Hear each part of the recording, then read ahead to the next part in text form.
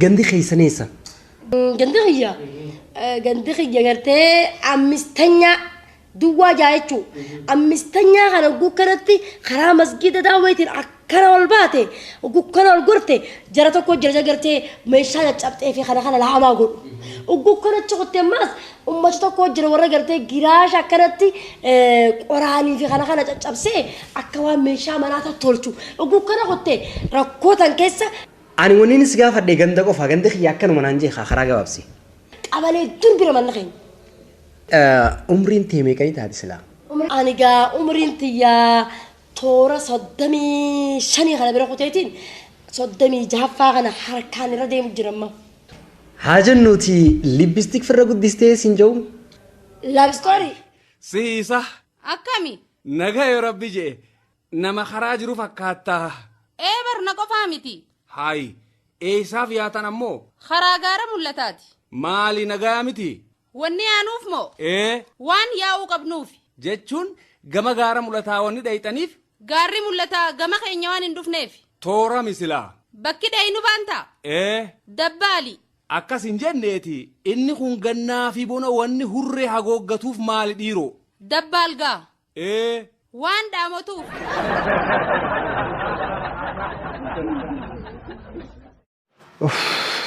Caaltuu ko keenoo fajjeessa jireenyi na jibbisiiseera naan dhugaa. Akkas naannoo anis keenoo fajjeessa kaa?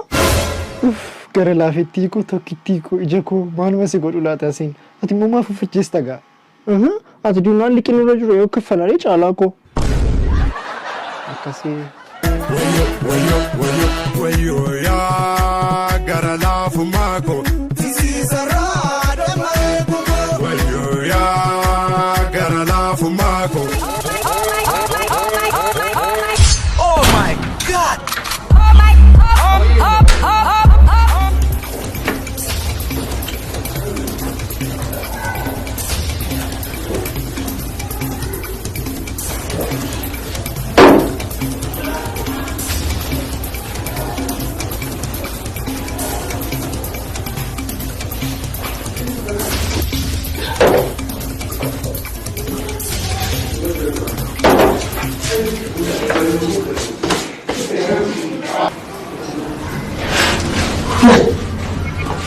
Mami?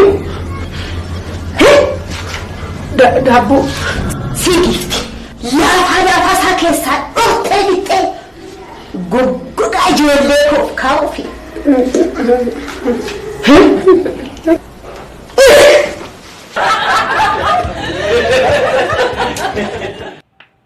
Bala bilise kottu waanan si gaafadhu qaba. Abba maalaan jettee dhufeera. Waanan balleessin qaba. Mucaa nana sitti maan jira?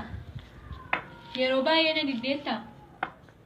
Ampuulii kaleessaa haadha kee wajjin bittanii mana gashitan sana caccabsitanii gadi hin baastan ta'ennaan anatu sin lamaan caccabsee gadi sin baasa.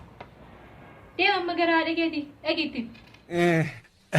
Obboleessa abbaa dukkaana. Maal feete? Wantaa qabda. Maal jette?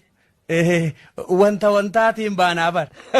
Koondom hin jetture hanqam takka feeta silaa.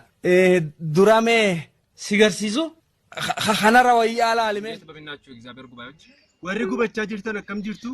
ዛሬ እኛ እግዚአብሔርን ለማምለክ እዚህ ተገኝተናል። መልአኩ wajjin warri dhuftanis akkam jirtu? የሳቅ መንፈስ እኛ ላይ ወርዶሃል። ሳሙኤል ፋስ akka taanfas dhufaa jiru.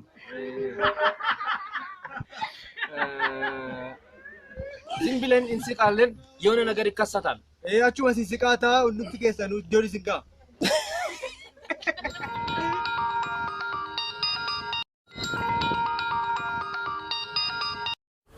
Hello. Hello. Hey. It's me. Sagalee jiru haas manda gaamtu. أعوذ بالله من الشيطان الرجيم ترى ربي ساكت ما ندي.